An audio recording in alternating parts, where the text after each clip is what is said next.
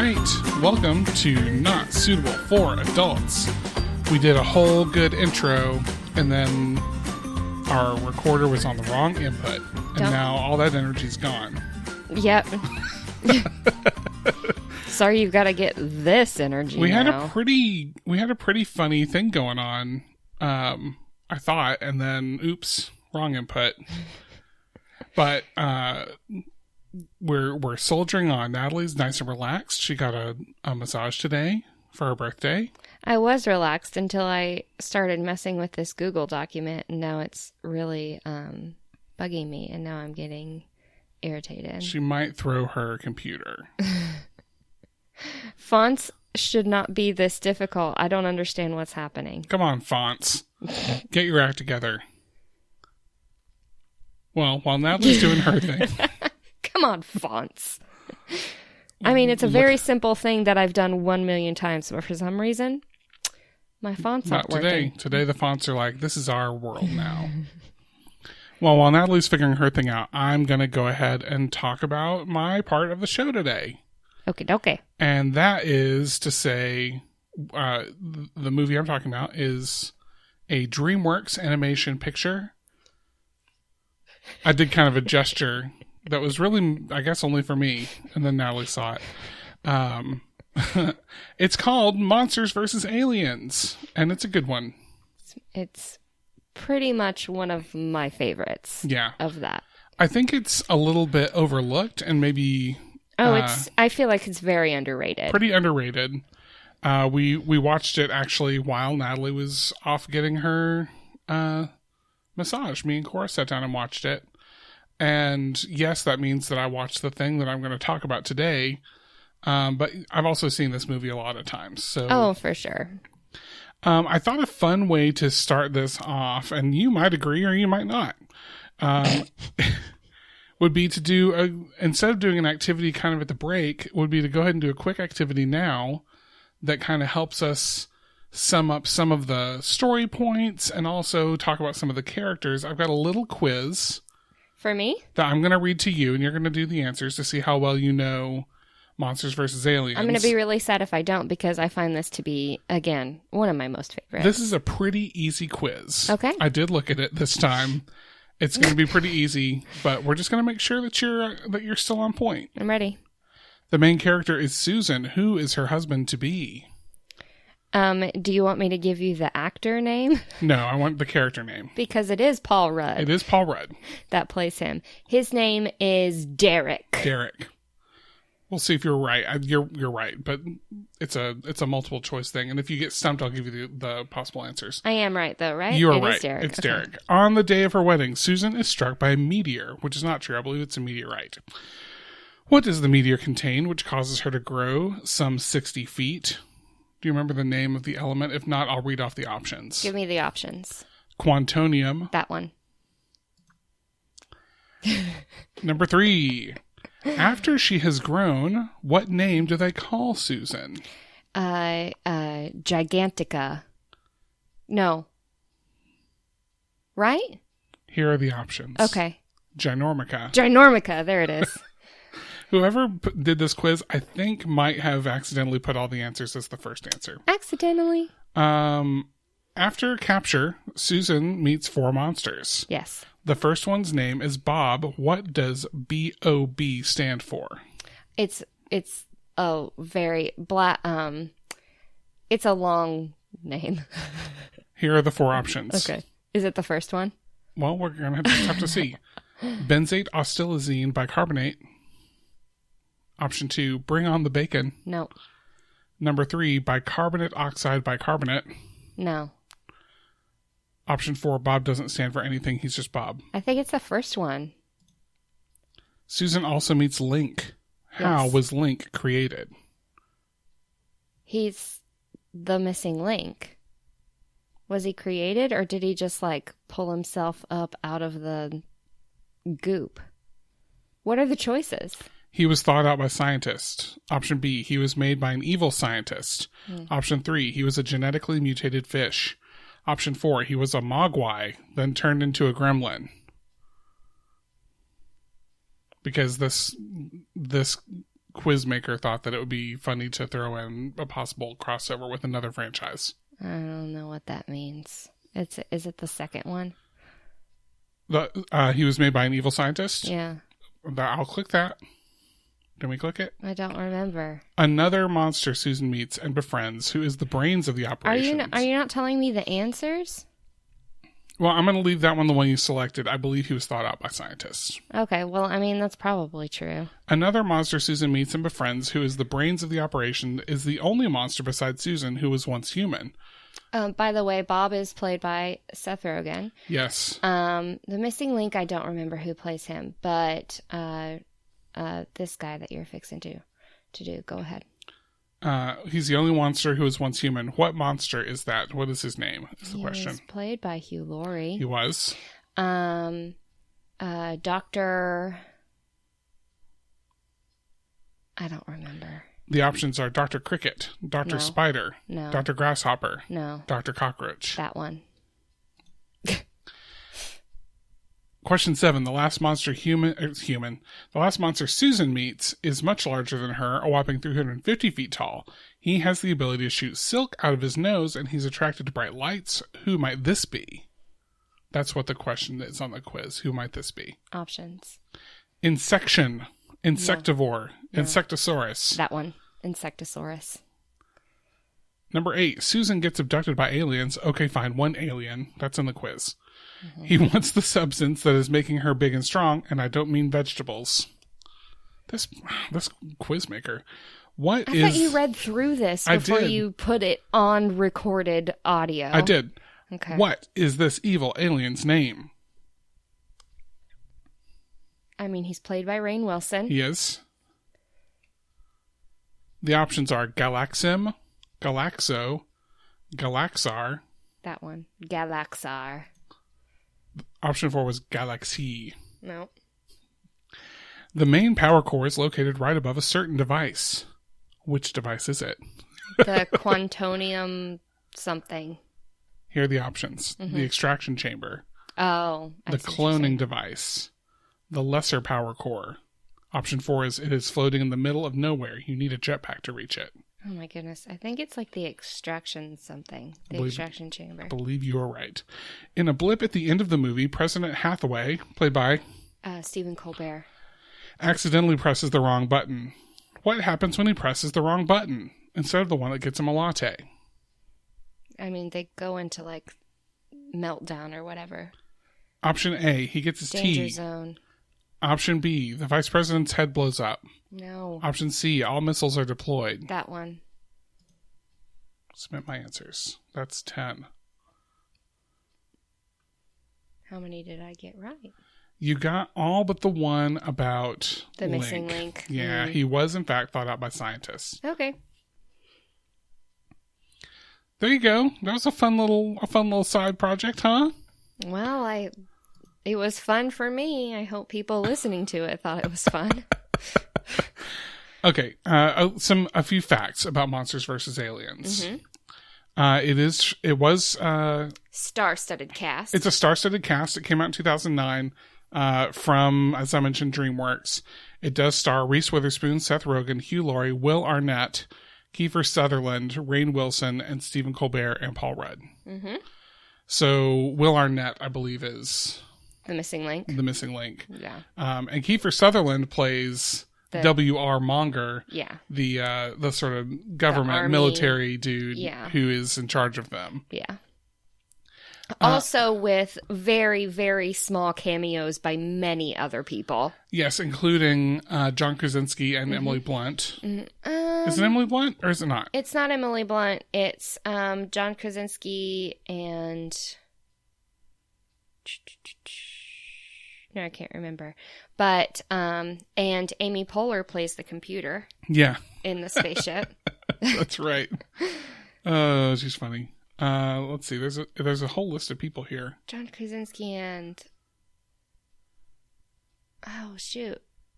I know who it is. Now I'm not being able to think of. Well, and it's obnoxious because on the Wikipedia page, it has John Krasinski listed as Cuthbert is his character's name. Oh, here we go. Renee Zellweger is Katie. Mm-hmm. A typical human girl, her date with her boyfriend Cuthbert is interrupted by the landing of Galaxar's robot. And she's the one that's like, let's go check it out. And he's like, Katie, I'm scared. Yeah, then she ends up having to carry him because he twists his ankle. Yeah, it's that like stereotypical scene of like a guy and a girl in a car, but this time it's the girl coming onto the guy too hard. Like, yeah. Oh, good, the police are coming. Hi, officers, we're not doing anything. And then it. Oh, so good. Oh, man. So what happens in this movie in a nutshell, and there's been 11 years, but here come the spoilers, is, as we mentioned, there was a meteorite. At the beginning of the movie, you see like a planet explode, a meteorite flies towards Earth, and it lands right on top of Susan on her wedding day to Paul Rudd's character, who is a big jerk. Big old jerk. He's a weatherman. Yeah, he's trying to move up in the world to like a network anchor, and he's gonna get like a local news affiliate anchorship, and so he cancels their honeymoon. Their honeymoon, which is gonna be in Paris. You just watched this, and I'm the one that's like. I was just trying to remember the word honeymoon. That's all it was. So he has to cancel their honeymoon and they're gonna go to. So they live in Modesto, California, and they're going to move to Fresno. And she goes, we're not going to Paris. He goes, no, we're going somewhere better. And she goes, better than Paris? He goes, Fresno. And she goes, Fresno. He's all about his career. But she's very supportive, and she switches gears really quickly to say, all right, well, we're whatever we need to do. But then she turns into Ginormica because she got hit by that meteor that had all the special powers. A meteor or meteorite? Well, it is a meteorite. Okay. It's easier to say meteor. So, okay. Well, maybe it's easier to type too. Yeah, you're right. There's 3 less letters. Anyway. I mean, it's a whole syllable to say. It is. So, long story short, Susan gets taken by the government and put in a team of monsters, and we meet the characters that we talked about a few minutes ago, and very quickly, the alien overlord Galaxar, played by Rainn Wilson, he's sort of chasing down this meteorite. It has that substance in it that he wants. And so he comes to Earth, and W.R. Monger, played by the amazing Kiefer Sutherland, convinces the president that to fight these aliens, they need the monsters that they've been sitting on for years. And from there, it's pretty much what you expect. Monsters versus aliens. It's monsters versus aliens. The monsters don't really know how to fight very well, but they figure it out, and Susan is key to that. She gets freed momentarily so that she can go be with her family, and she breaks up with Derek because he's a big old jerk. He has this line where she's like, couldn't we just figure it out? Couldn't we, just because we're different doesn't mean we can't be together? And he says something he's like, yeah, it could work out, but I can't see that happening with you. And he says this line of, I'm not going to get married and be in that person's shadow. And you're casting a pretty big shadow. And he's like, which is basically I'm going to be the bigwig in whatever relationship I'm in. Period. Love Paul Rudd. Yeah. Yes. Masterfully delivered by Paul Rudd.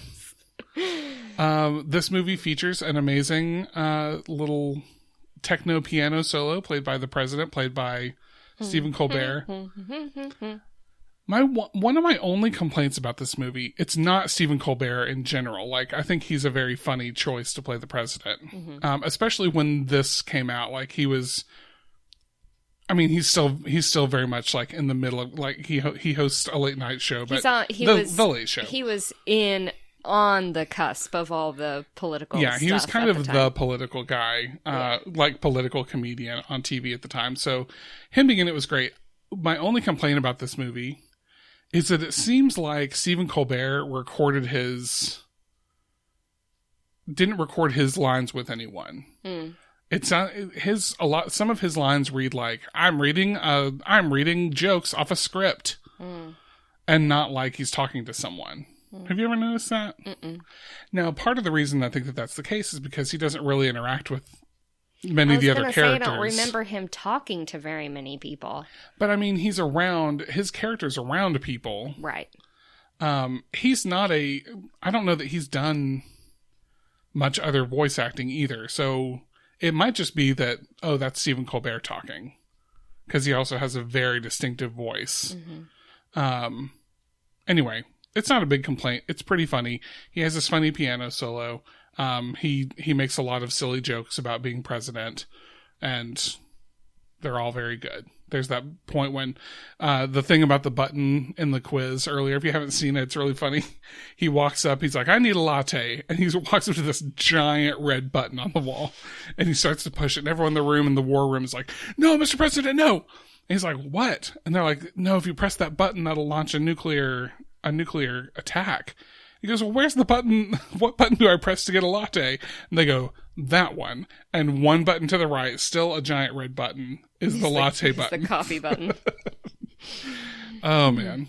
So anyway, Monsters vs. Aliens is a solid... It's so solid. It's a solid movie.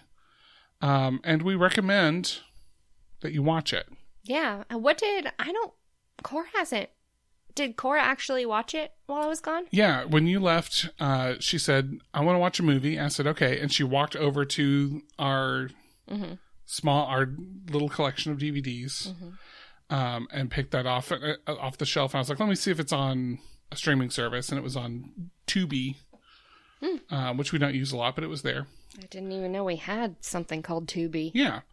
And we watched it there with limited commercial interruption, and it was great. She did in the middle kind of want to... Well, she loves TV shows. She doesn't really sit still long enough for a movie, usually. Yeah, but she did... I mean, she watched like 50 minutes of it, and then was like, let's do something else. I was like, no, but just sit still. Let's watch this. Let's finish it. Mm-hmm. And then she was pretty good after that. She did some drawing, but she followed it, and it was cool. It was fun. Yeah, that's always a good choice. I like that one. I did have to do my at one point, I think when the big robot landed, because the robot is gigantic and kind of scary. They portray it kind of scary because it's so big, and they have to because it's the bad guy. There was that one point that she was like, is it going to be okay? And I had to do the thing that I think I've said it here before too, where I said, okay, Cora, just remember, if it's animated, it will probably be okay. Like, almost always at the end of an animated movie, things will be fine. So, anyway. Cool. Monsters vs. Aliens. It's on Tubi. Okay. Tubi. That's a free streaming service, isn't it? It is a free streaming service. They make their money off of ads. Mm-hmm. So there were like 4 or 5 commercial breaks. Yeah. That weren't very long either. So it's worth checking out if you haven't before. It's a good one. Let's take a break in Promoville. It's a beautiful day for Promoville. Beautiful day and First try. Would you please, could you please? Promo.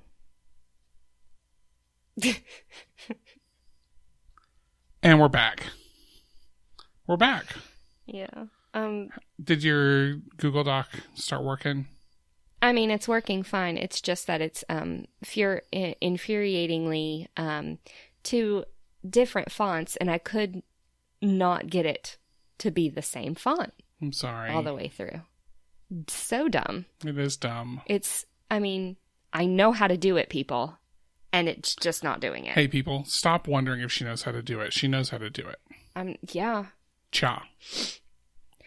Y'all, I'm going to talk about something fun. It's not like you weren't talking about something fun. So I want to talk about the Wiggles today. Ready, steady. That's just one of their shows, actually. Yeah. And I will get into all of that, yes.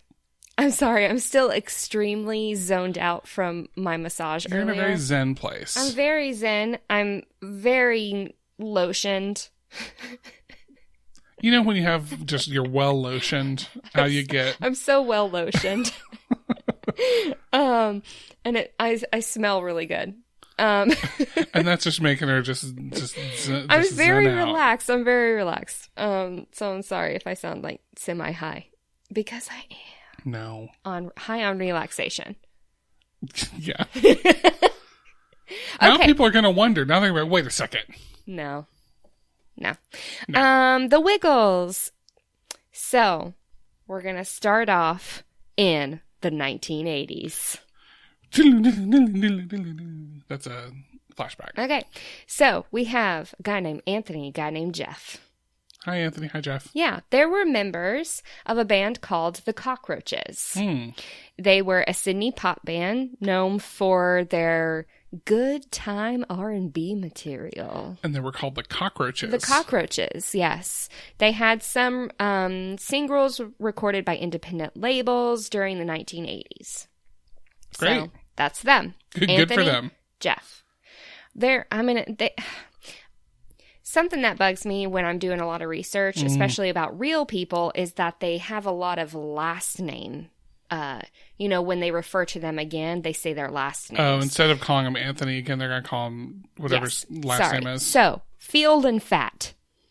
Field, Anthony Field, and Jeff Fat. That would be such a better band name. Field and Fat? Yeah, or Fat and Field. Yeah. Yeah. Well, they were members of the Cockroaches in the 1980s. In 1988, Field's infant niece, who was the daughter of the Cockroaches founder and band member Paul Field, died of SIDS. Oh. And that group disbanded. So the Cockroaches disbanded due to a tragedy. Field then went on to go to, I honestly don't know how to say the name of this university, Macquarie University in Sydney, to complete his degree in early childhood education, and later stated that his niece's death ultimately led to the formation of the Wiggles. Okay. Because while he was there, he met Murray Cook, who was also an older student in the same program. Greg Page, who had been a roadie for the Cockroaches, had enrolled in that university as well to study early childhood education. And they were 3 men out of about 10 men in that program with 200 students. Okay. So early childhood education is pretty predominantly female. Yeah. So they were among 10 men in this program. In 1991, while he was still a student, Anthony Field became motivated to use early childhood education and recording music. Mm-hmm. This album was dedicated to his niece, and a song he wrote for the Cockroaches called Get Ready to Wiggle inspired the band's name because they thought that wiggling described the way that children like to dance. Okay. So this was just kind of like a little project, like a university assignment. They did essays. They did educational value. They did this album. He gave copies of the album to his little students to test out their effects on his students. And one mother returned it the next day because her child would not stop listening to it. Okay. Like, so literally they just were like, okay, kids really like this. He then talked to his old bandmate, Fat, for his assistance on what they thought would just be a temporary project. And they started their album, their first album, The Wiggles. They filmed, to promote that first album, they filmed 2 music videos with the Australian Broadcasting Corporation. So that's ABC from now on. Yeah. They created a self-produced 40-minute long video. Finances were very limited. They did everything on their own. They used their own nieces and nephews, their own girlfriends. One of the wives made the costumes. They did it all themselves to make this 40-minute video. Then they used some connections that they had. They negotiated with ABC to air that and to help them promote their first recording. The album cost approximately $4,000 of what is Australia money? I think they also use they also call them dollars. Okay, because I'm not sure, though. In the articles that I read, it's a big letter A and then $4,000. $4,000. Not sure what that means. To produce it, and it sold 100,000 copies in 1991. They went on to get teaching jobs and finished their degrees. And so they could only really perform during school holidays and when they had time. Their debut live performance was at a friend's daycare. Okay. And for about a dozen children. From there, they were promoted by local playgroups and the local nursing mothers associations with whom they split their proceedings. Oh. So they spoke with all of these small local groups to try to get the word out, split their proceedings with them. And eventually, they started performing more and more at preschools and at other venues. And when 500 people started showing up to their concerts, they started going, okay, we got something here. We can do this. In 1993, the three that were in early childhood education, decided to give up their teaching for a year to focus on performing full time. And then, along with the other band member, Fat, they just decided, hey, let's see if we can make a living out of this. Let's give it a go. They did a lot of their own production and for their shows and live shows and everything like that. Sure. Then they started adding supporting characters like Captain Feathersword, who is the friendly pirate, Dorothy the dinosaur, Henry the octopus, Wags the dog. And those supporting characters were initially performed by the actual band members themselves. Right. So they were just slowly integrating and getting more and more popular at this time. After the production of their second album, they decided to adopt their color-coded shirts so that the little guys, the kids, could be able to tell them apart better. Sure, yeah. So, because they're playing to preschoolers. Greg was in yellow, Murray was in red, Jeff was in purple, Anthony was in blue. So what I thought was funny was the people that had the purple and red shirts already had a plain purple and red shirt. And they were like, okay, so I'll be purple and I'll be red. But the other two, who ended up being blue and yellow, met in a Sydney department store and literally raced to see who could get the blue shirt. and the other one got yellow. That's funny. And that was Anthony Fields, the OG. He got the blue shirt. By late 1993, they grew bigger than anyone had thought. Hundreds attended their concerts, and by 1995, they had set records for music and video sales. Wow. In 97, 20th Century Fox produced a feature-length film called The Wiggles Movie, which became the fifth highest-grossing Australian film of 1998, earning over $1.5 million. So this is not very much time. This is, 1988 is when they went back to school. So within a decade. They were earning, they had made a feature film. And we're making hand over fist, those Australian dollars. Yeah. Around 96 and 97, they filmed a television pilot for the ABC, but the Sydney Morning Herald reported that the project never really got off the ground due to just artistic differences. As a result, the Wiggles financed a TV program of 13 episodes themselves and sold it to Disney Channel in Australia. There, it became a hit. So missed the boat. ABC was just like, kind of missed the boat, and the Wiggles were like, we've got something here. Yeah. So they did it themselves, sold it to Disney Channel. In 98, the Wiggles were ready to move on to the international markets. Who knew? The Wiggles' popularity increased in the U.S. And I'll tell you why it increased in the U.S. Do tell.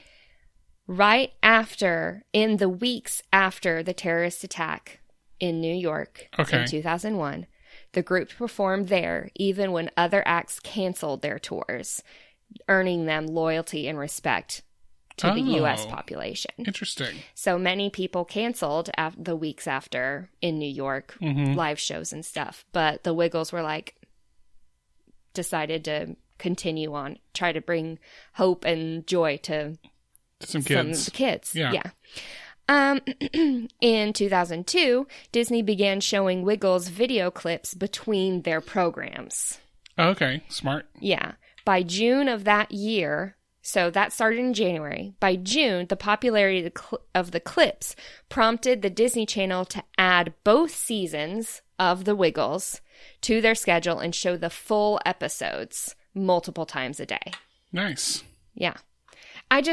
This may be very long-winded, but I find this fascinating. No, it's a very interesting story. It's a very fascinating story.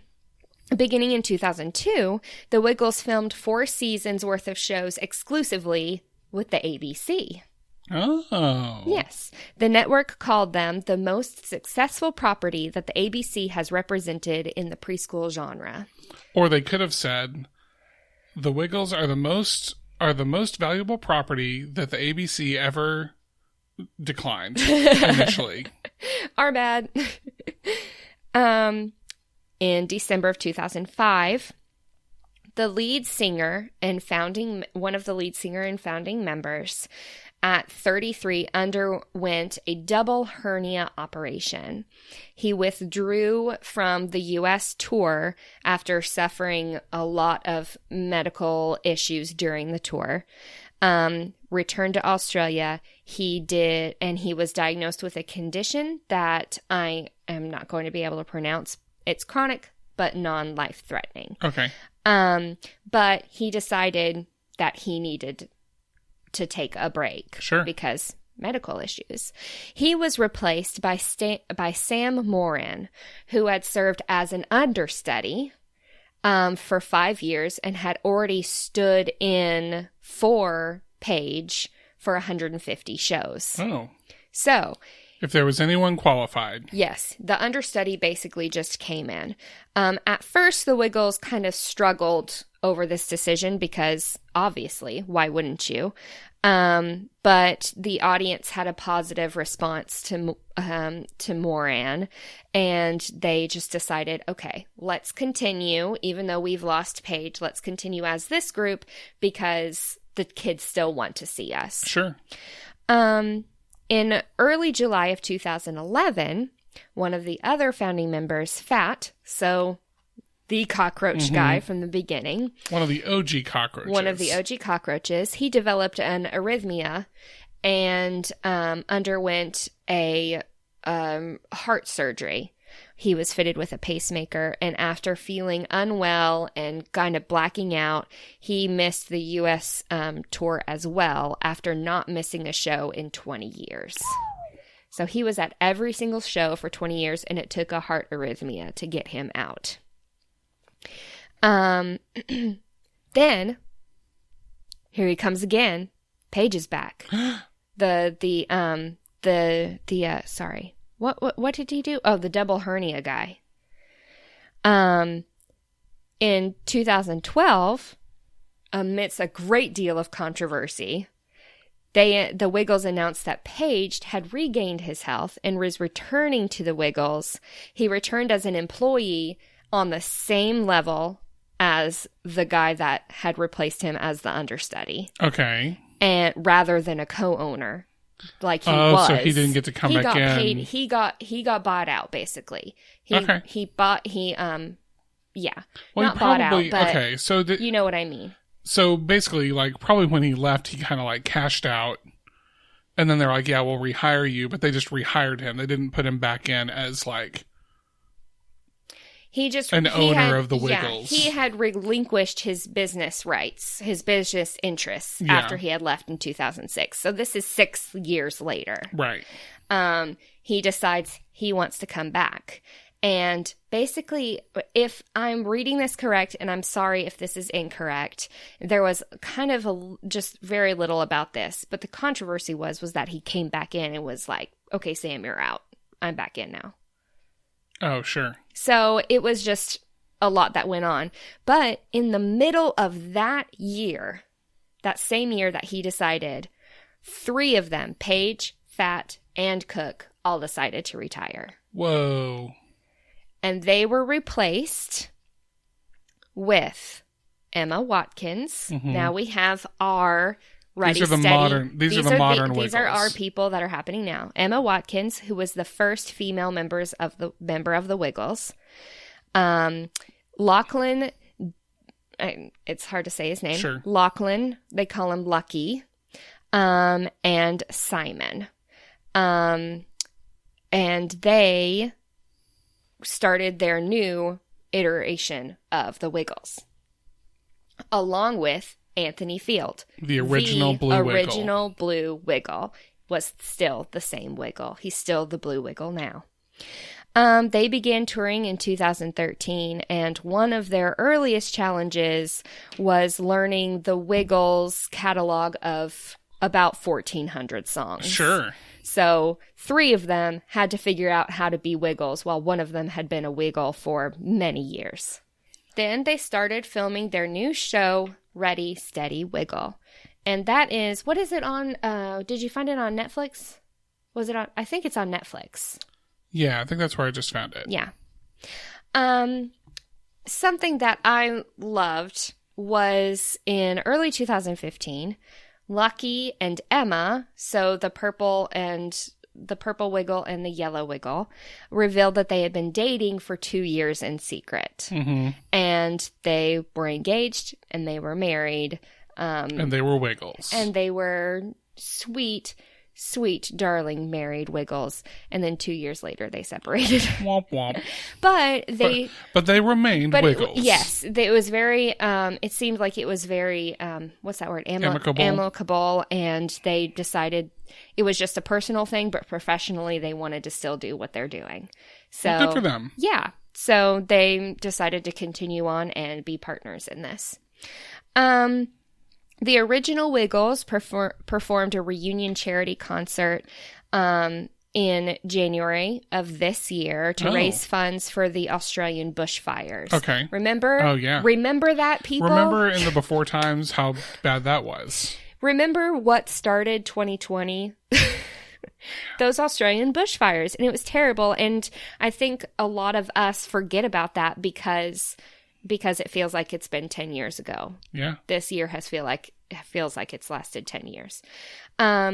But all those proceeds went to the Australian Red Cross and Wildlife Rescue. So that was just the original Wiggles or all the Wiggles teamed up? It was the original Wiggles did a reunion charity concert. I'm not sure if... I bet the new Wiggles showed up. They probably were there, but I can't speak to it.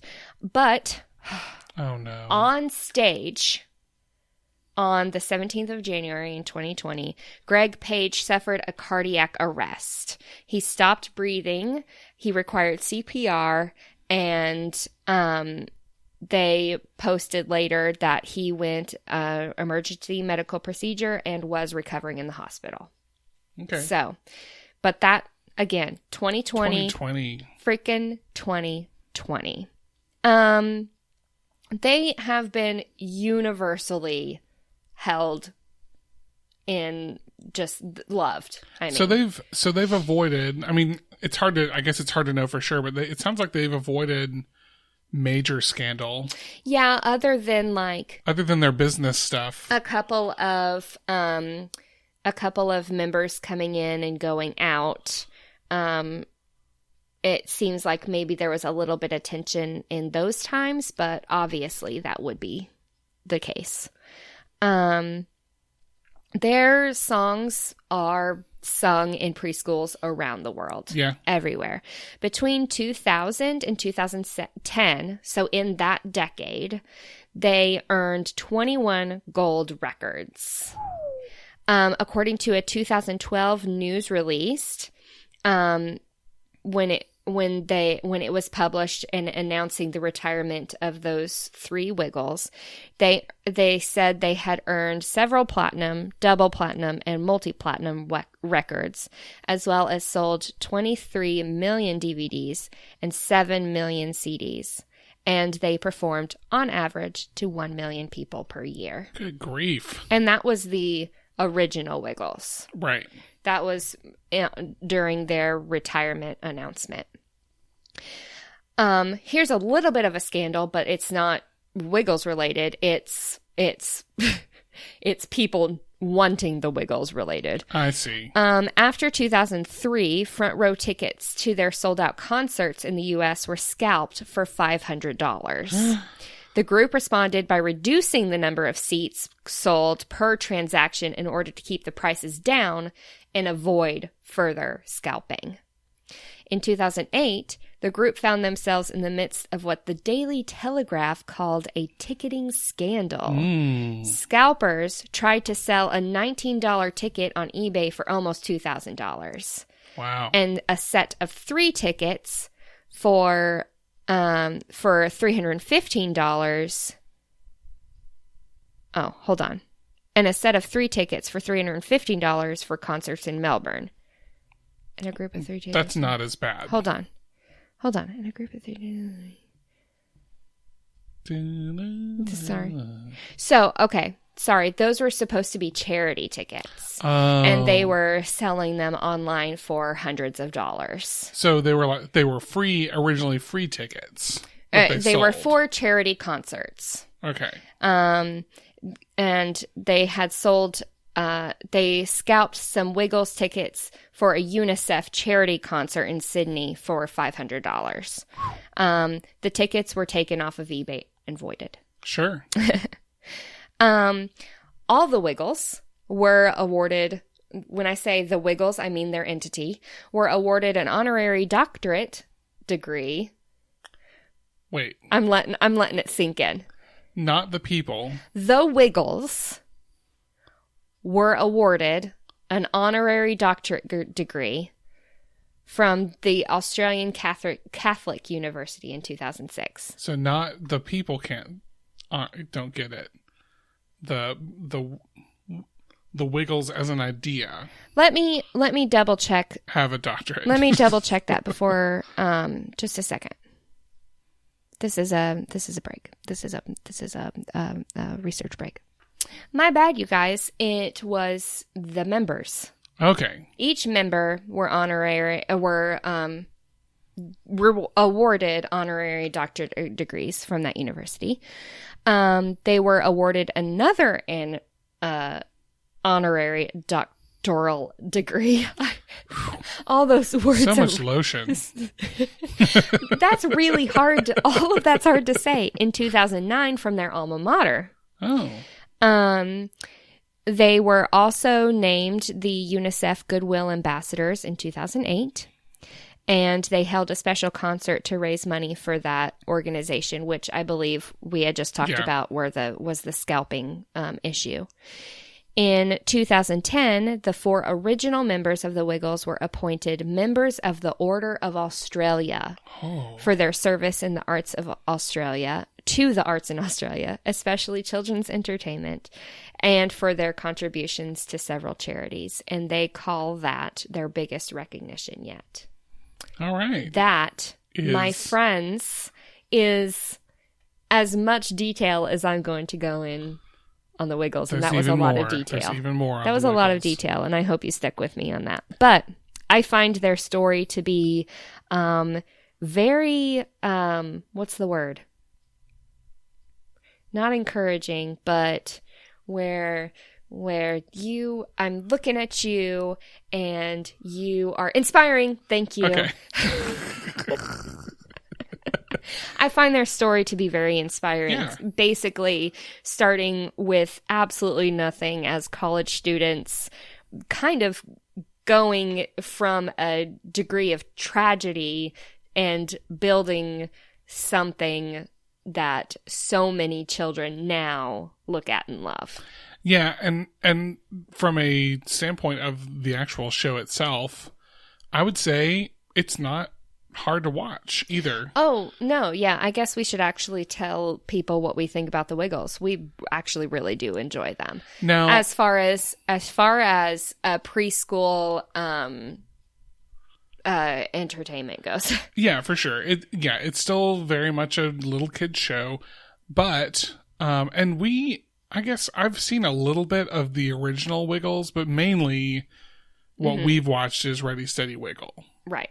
And I find it to be, it's not a show I would sit down and watch.